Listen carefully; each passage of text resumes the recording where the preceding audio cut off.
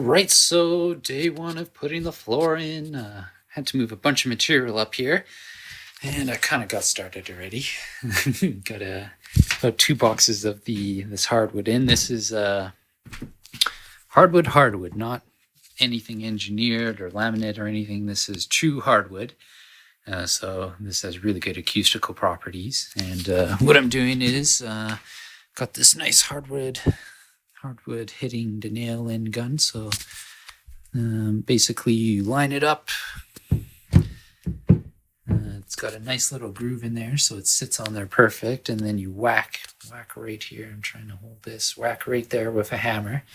And then it sets the nail in really good and nice and tight, and you don't get any cracks and everything. The joints are really nice and everything. And yeah, I've just been trucking along, getting all this in. And it's going really good. There's a lot less flex in the floor because right now on the plywood and it being the floating floor design and everything, it's kind of got some wavy flex and everything. But I've noticed even just walking on the new floor here, that flex is kind of gone, which is nice. Makes a few little creaks here and there, but I can live with that because I'll be sitting for the most part. So yeah, I'll keep trucking along, putting this floor in. It's probably going to be, I don't know, maybe 2 or 3 days putting the floor in based on today's progress.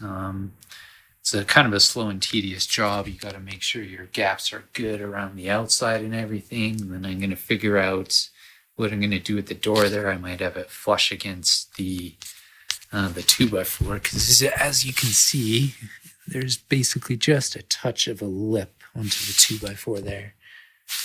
So we'll have enough space to open the door and everything. But when it comes to like a baseboard and such, kind of got to figure out how I'm going to do that around the door because I'm using a Murphy door idea. So see how it goes, I guess. But yeah, I'll check in with you once I've got some more progress on the hardwood. All right, so 2 days it took to get the floor in. And I tell you, it is looking marvelous. 0 complaints on this. Nice and shiny, nice and glossy. And it stiffened up the floor because before I had some good bounce, and now you can just kind of feels like it's on the rubber doing its job. Did a little sound test on the floor below, walking around up here, and have a person listening down below, and cut the sound down by quite a bit. And I was walking around with shoes, so I'm going to be in socks up here, obviously. So that should be good for stopping the sound, I think. Yeah, I like this. I think it looks excellent. Nice color to the floor. Pretty exposed there.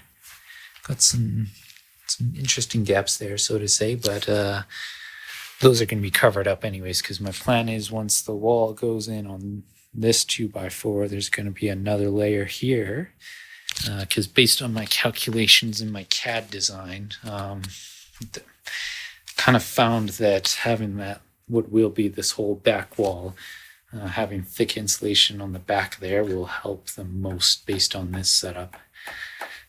So yeah, next up, starting tomorrow, I'm gonna start insulating everything in here, get the vapor barrier all in and everything, and then I'll start putting in the OSB on this bottom row, and then start working my way this way, and then get into this whole nice fun angle there. Yeah, so yeah, we'll check in with you tomorrow once I get everything going here. I got to go grab some more insulation because I'm 24 off center on every single stud. But yeah, I think it should go pretty quick. Usually I can insulate this kind of room in like half a day, vapor barrier half a day. So I'll check in with you on the progress. All right, so it's been a busy day up in here. As you can see, I've been insulating. Got all these rows done, everything down up to here pretty well done. So what I did is I've gone with 6-inch insulation. So you can, here it's kind of hard to see. You can see it just over sticks the 2x4 a little bit, and then it does kind of touch the 2x4 on the back, but that's okay because this is just dampening anyways.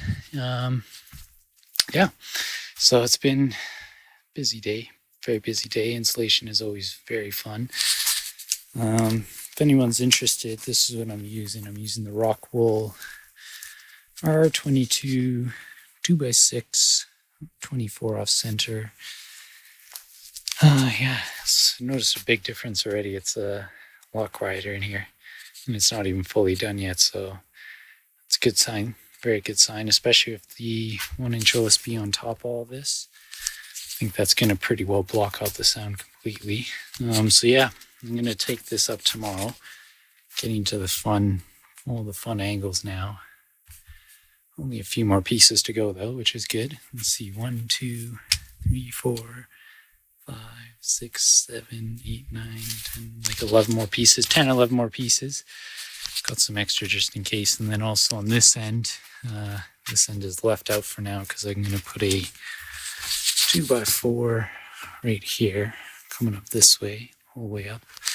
I kind of want to screw in from the back side there, so that might be a tomorrow project too. We'll see.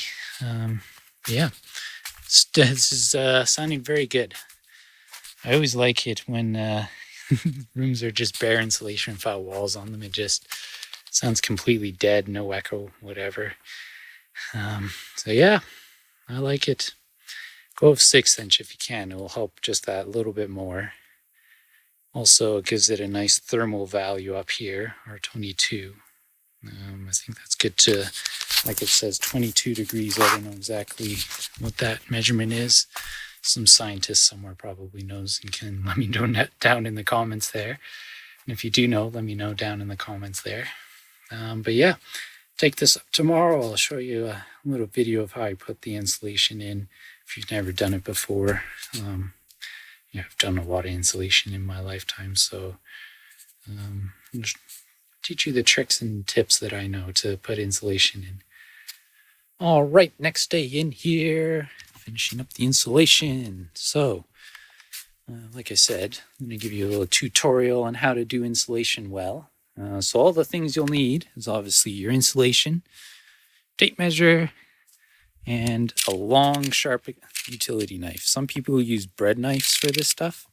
You can just go to a dollar store, grab a bread knife. I just have a utility knife. I think it works perfectly fine.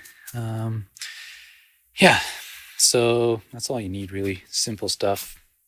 So yeah, I'm gonna show you how I get a basic piece. So this is obviously just meant to fit right in there. And then I'll show you exactly what I do to get into these kind of weird cuts here. Yeah, so we'll go from there. All right, opening up the bag. This is a weird one to cover, but I feel this is kind of important because if you open it wrong, it kind of just gets all over the place. So what I do is cut one side, cut the other side. All you do is find a nice spot, kind of hold it down at the same time, break off any parts that are stuck.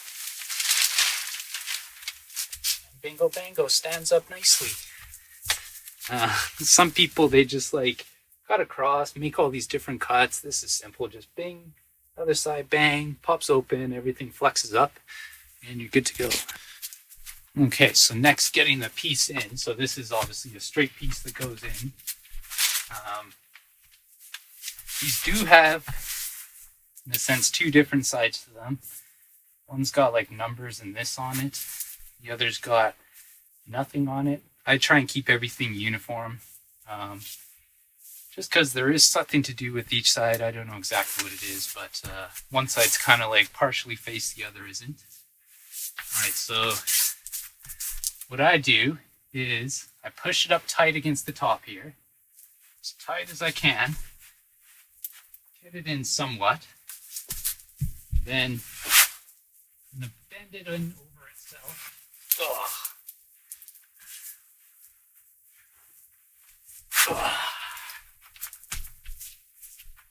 Now you want it tight on the top and the bottom so there's no air gaps, so to say.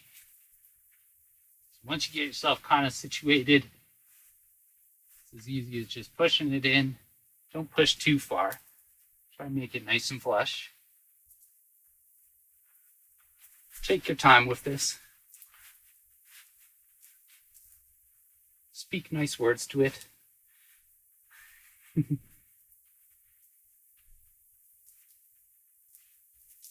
Bingo bango, as simple as that.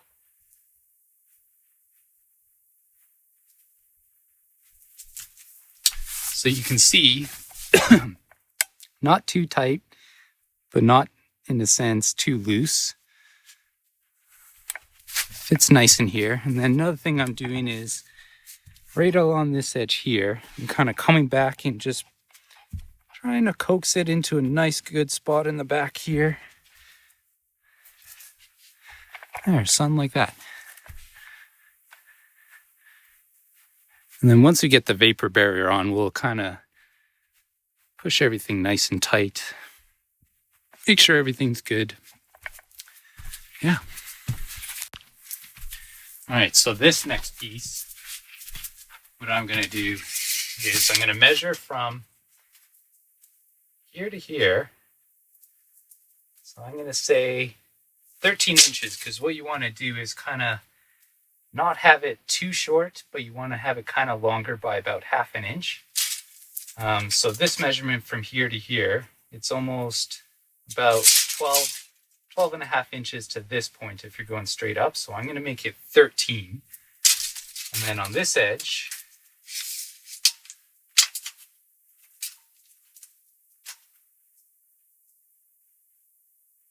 (41.5). So 13 to 41.5. All right, so I've got, this is my cutting station, so to say, because I'm not worried about cutting on this floor. So what I'm doing is just translating these measurements I took. So the 13 on the one side,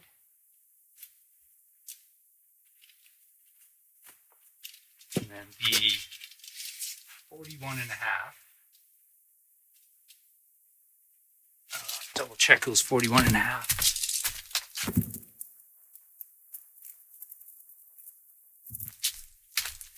41. Sometimes I have the memory of a goldfish.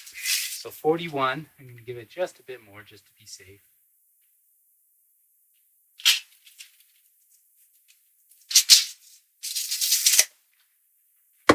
Now what I'm going to do is grab some sort of a straight edge. We have something over here.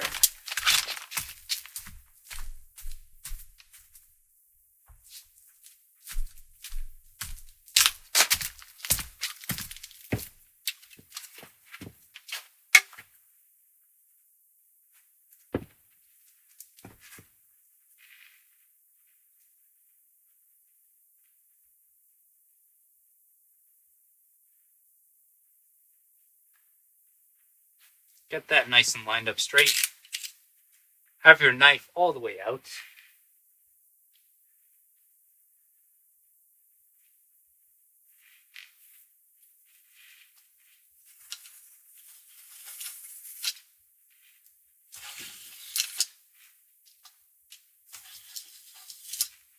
Get some basic cuts in there.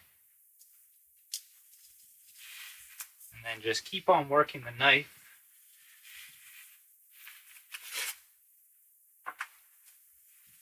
Down further and further until you start to hit the floor. Give it one more good swipe.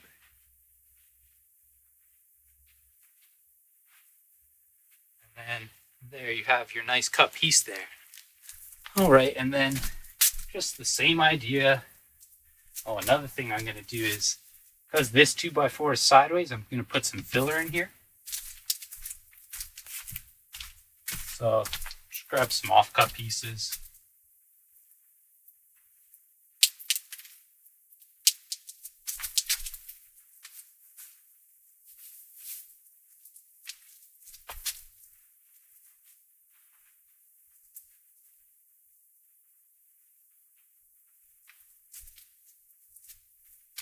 Every little bit helps.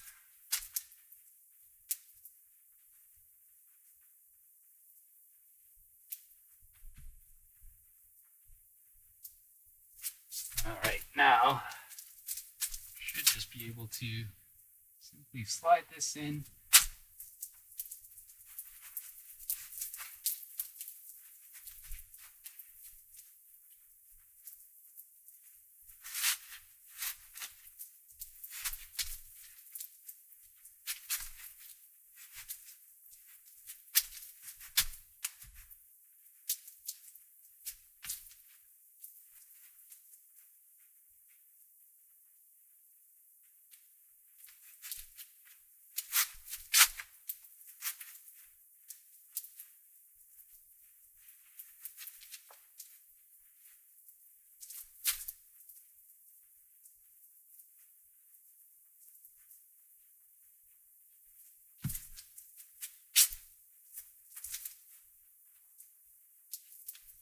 Just like so. Nice and clean fit in there.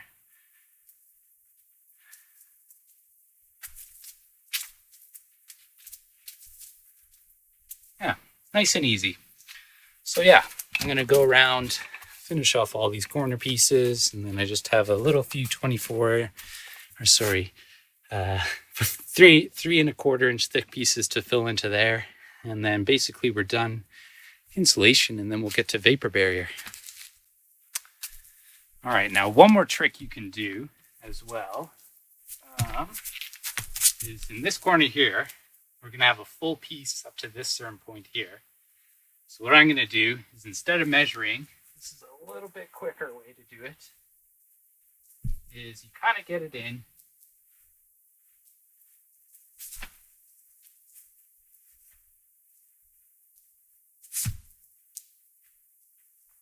And right where it now starts to catch on that corner,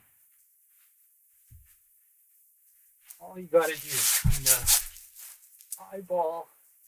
It's kind of hard at this angle, but just eyeball the straight lifts of the board here.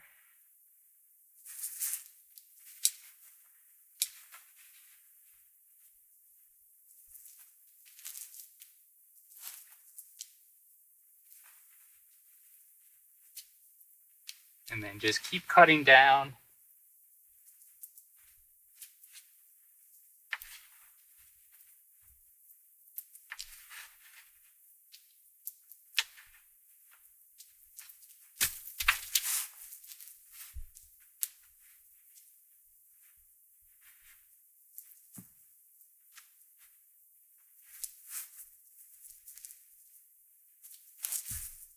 Until you get just it in there nicely. I kind of screwed this one up, so I'm just going to have to put some filler in there. Not the end of the world. This happens when you're doing it this way, so just keep that in mind.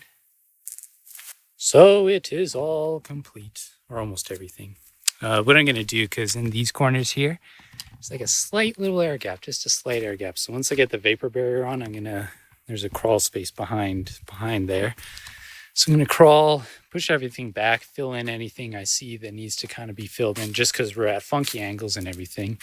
And then I just have these 4 pieces to do just on this last one here.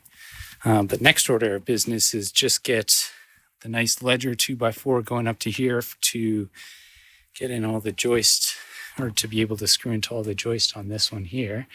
And this was exactly 9 bags of the Rockwool R22 I think it's 5.5 inch insulation. So yeah, this is, because this is in like basically an untreated space, I went with the high insulation, thicker. It should help with the sound. I like it when it's almost completely a sealed in room with the insulation, because you get no echo whatsoever. Like, it just sounds damp. Gonna try and make the studio close to that. Originally I was going to fill, once I got I was gonna do drywall at one point, but that kind of got jalapenoed because, I don't know, I found the OSB for a cheaper price, and it has better acoustical properties. It's very comparable to concrete, so I decided to go with that. But yeah, I was gonna put, once the wall was in, another complete layer of insulation, but I decided that would be waste of space. And this way, what I'm going to plan is just put in acoustic panels in certain spots. My CAD designer and me worked on this, so have a good general idea of what needs to be done. But yeah, I'm going to get those 2 boards in, finish the insulation, and check back in with ya. Alrighty then. Vapor barrier all completely in, looking good. It's kind of difficult in the corner here. Ended up doing a very fancy fold. Yeah, so it turned out pretty good. Nice little bit of overhang there.